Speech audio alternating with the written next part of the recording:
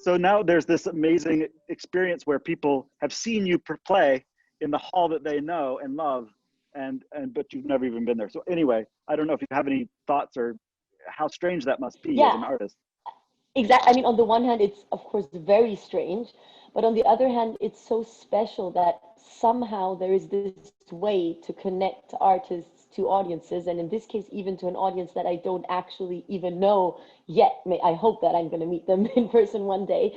Also, my friends and fans that are, for example, in Europe, they actually tune in and watch them. We're actually bringing the concert hall into their living room. Yeah. They have the ability to enjoy the music and in a way as close to the original way as possible by feeling like they really are immersed, in the environment of their own concert hall. There we were sitting on the lawn outside, even the piano in my red shoes. Seeing it was great, and it was cool to like come back after whatever it was, 2 months, having kind of moved on, not thought about like our performances that much since then, and then experience it just as a viewer was cool. When we got the call to do this first, it was the experience. I was like, okay, augmented reality, how is this going to be? What does it look like? And then when I saw the one of the experiences already recorded and got a chance to check it out, it just far exceeded my expectations about what was possible and the technology involved. Well, I mean, gosh, we sure do wish we could have you all together here in Steamboat. I say here in Steamboat. None of us are in Steamboat right now, but everybody. We all feel that way. Right, but like this augmented reality thing, it sort of messes with your head a little bit. So yeah, I mean, Oni is definitely a visionary, I have to say, because at the beginning, it was like, wait, so you want me to do what? But then when I saw it in the actual hall, then I'm like, wow, this actually feels like a real concert. I look like I'm really there. Like, wow, like the illusion is really complete.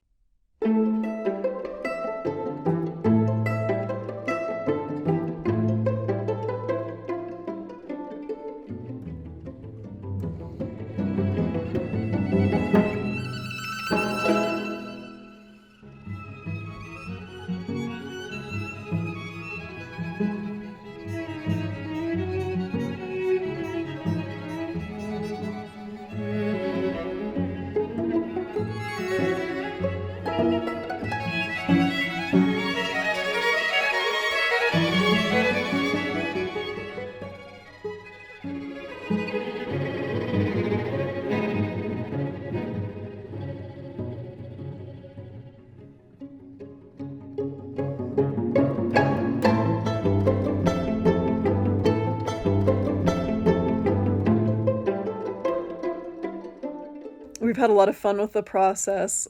Setting up green screens is a real skill. So we're learning. Our first video, we cut off all of our feet and didn't even notice until 3 days later. So we're learning too. But it's such fantastic technology, and we're super excited to be a part of it. The green screen was an adventure because we were surrounded with this material, and we knew that we had to make sure that we don't break out of the frame. This is our living room, by the way. We destroyed our living room and made into a green screen studio, putting a bunch of fabrics on the wall. Oh, it's great to record, behind the green screen. And this is a different experience, for me and for, my ensemble. And I think, it'll be all right. Learning all of the ins and outs of green screens, including how to roll a piano on top of a green screen without creating so many wrinkles that it's unusable, which turns out to be very difficult. I was playing in front of a green screen, which in the case of the piano actually isn't as simple as it sounds, because I had to place the grand piano on top of a green screen. I had to put the green screen behind the piano, for example, because the piano is so heavy. It goes into the green screen, so I had to build little platforms to put under the screen so that the piano could stand on top of it so that the wheels don't disappear. Performing in front of a green screen has a certain under the lights quality to it that's different from a live audience or even a recording studio, but still a lot of pressure. it's so exciting to sit in front of this green screen, knowing that you can play for people who are like thousands of miles away and who will have an experience like literally sitting in an amazing concert hall. So I have to say, it's even the adrenaline you have like when playing a concert, you have when you play in front of the green screen. I must say that a live stream is, somehow it doesn't have the same concert feel to it. Of course it is special, of course it is live, but this time playing in front of a green screen for me was actually, I was more nervous. It felt like an actual concert. The adrenaline was there, which I think is very important because this is what makes you play that little bit better. We pianists can never bring our instruments to the concert hall, not like a violinist or cellist or oboist. We always have to play on instruments that we don't know. So with ImmerSphere, we can actually perform on our own instruments, and because we know them really well, we also play better. I find it very interesting that the ImmerSphere makes it almost look like I'm traveling with my own piano, which is a normal thing to do with other instruments. But for piano, I mean, nobody really travels with it.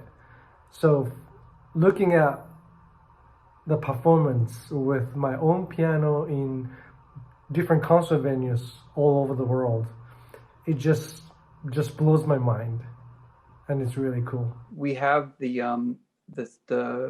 assets recorded, so with the green screen, and this same concert can exist in other spaces. So a venue. Yeah, I was just thinking, like, you could, if you have the performance separate from the venue, you could just get crazy with it. Yeah. Great, exactly. That's the beauty of it. Exactly. We could like get an underwater 360 of an actual coral reef and find a nice ledge. That'd be wild. Just put them right at the edge of a drop off. Yeah. That'd be cool. Or on SpaceX. Yeah. Oh, yeah, there you go. On the orbiting Tesla. Well, perhaps, we as artists can curate a program that takes place in some far-flung land, somewhere maybe we've always wanted to travel, or maybe somewhere that the audience might want to go. Maybe the music is taking the audience on a journey, and they can actually experience this music in some other location. In my broadcast, I'm looking forward to record some pieces with the background of the pyramids of the Aztec Empire that are located in Teotihuacan, close to Mexico City. Also, in another place that called Las Estacas, that you can find rivers with crystal waters. It's just so beautiful. And this is gonna give me a chance to explore the relationship between nature and drums. A lot of our music is very cinematic, so this format allows us to give the viewer a 360-degree ghost light experience in which you take in our performance immersed in some of the visual spaces and places that inspired the album's music. And this includes the raised Black Bottom and Paradise Valley neighborhoods of Detroit.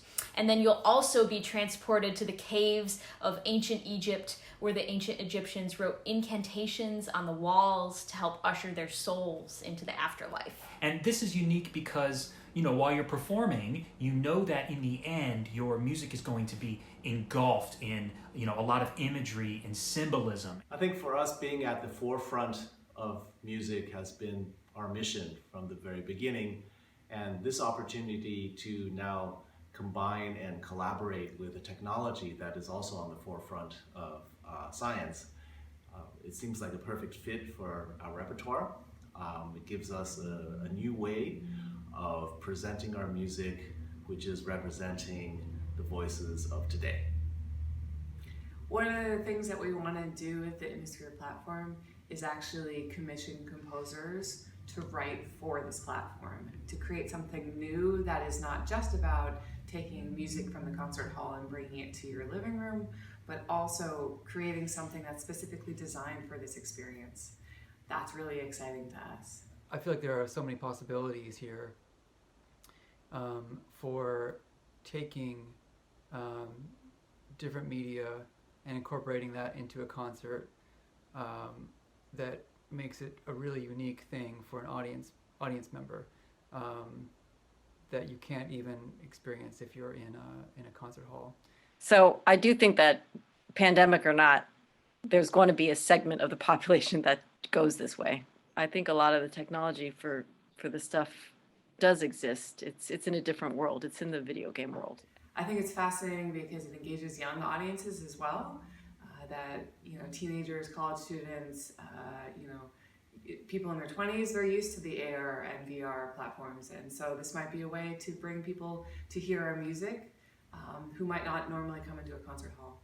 Augmented and virtual reality will provide a new kind of cohesion in our programs, letting people know that classical music is strong, is surviving, it's creative, and it's relevant to today. Obviously, technology is such a big part of our lives, and I kind of think that this green screen thing could definitely transcend the area of COVID-19 and be something that develops parallel to the live concert experience.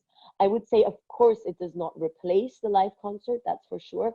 But as I said before in a conversation that we were having, I think you could compare it to the 3D movie technology. Like, there are 3D movies and regular movies, and both coexist. And I think we need a little bit of leap of faith from the audience because it's unusual. You know, they have to use their phones and they have to figure out the technology. But we assure you, it's something that is worth the effort. We're named after Nikola Tesla, so it's very fitting for us to be on the forefront of technology. There you go. Mm-hmm.